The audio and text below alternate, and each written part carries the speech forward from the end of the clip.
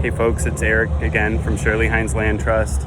I'm out to hike the trails at Seidner Dune and Swale Nature Preserve. So Seidner is a state-dedicated nature preserve. If you've ever driven down the toll road, there it is behind me, you've certainly seen this. It's not hard to get to, it's just hard to know where to go. So when you go, if you're going north on Kennedy Avenue, you basically come just under the toll road, and then there's a road to your right that you would turn on and come down.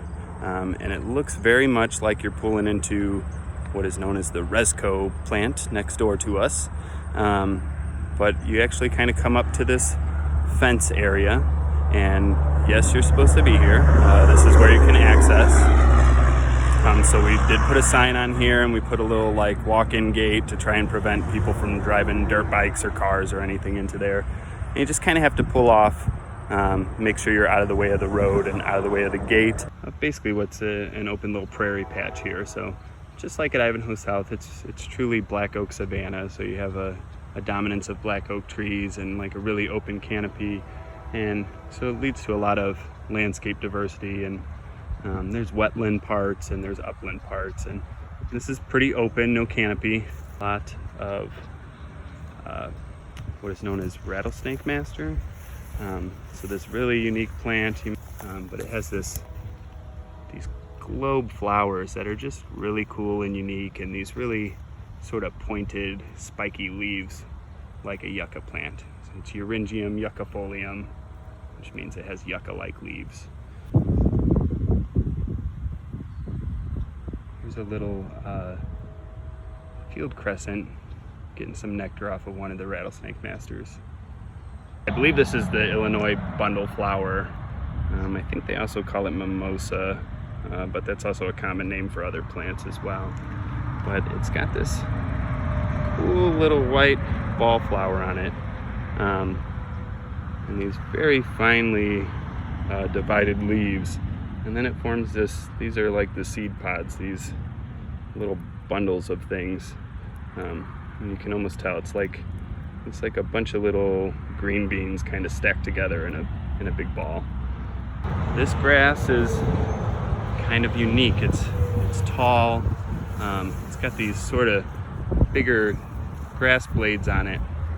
And it's got these unique seed heads that stand up quite tall. It's probably like 7 foot tall out here, and here's a good clump of it. It's called Prairie cordgrass. When you go visit prairies in Illinois, you might be a little more familiar with this. It's purple prairie clover. It's a little past full glorious bloom, but it's got some blooms on it still. It's got these big purple ones, sometimes there's white ones, and these really fine dissected leaves. It's a good pollinator plant and just a really unique species. It's basically like the highlight of Seidner. So as I walk down this way, going kind of towards the Resco plant, to the left of me is some great Dune and Swale and a lot of great plant diversity. To the right of me is the Grand Calumet River and a lot of great riparian habitat. You can even see some of the emergent plants out in the water. So this place is like the birding spot during migration times of waterfowl, most especially. But just walking out here, I mean, a lot of them are red-winged blackbirds right now, but there's just birds flying all over the place. Occasionally you'll see these areas that just look like a mud pit or a big mud puddle, and you might say, Eric, like, that's not beautiful diversity. This is part of the restoration work. This was probably covered in woody brush species. They're trying to open up some of the swales, so over the next couple of years, plants will start to grow in. I can already see a bunch of little green plants starting to take over. So sometimes those sort of muddy, barren, flat areas really allow these little species that aren't very competitive.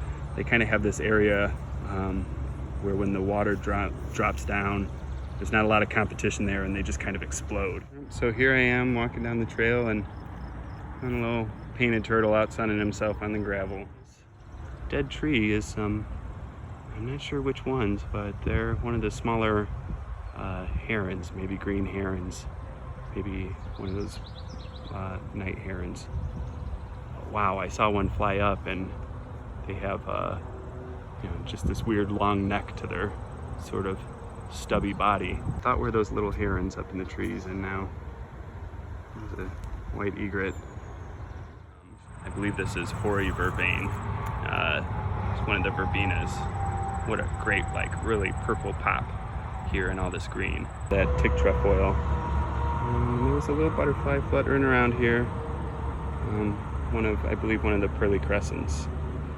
This is just a beautiful little patch. There's some Joe Pyeweed here in Euringium, but this is very close to the river's edge. You can see the river right in front of me. There's a lot of emergent marsh species right there along the edge that were part of the restoration. But yeah, you can keep going down along the river, and it's a great opportunity to do some birding and see some of the black oak savanna that the Nature Conservancy manages. So you could literally spend hours out here.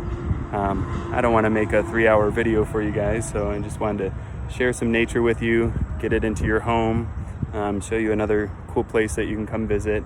And yeah, hope you get a chance to get outside during this time and see some new areas.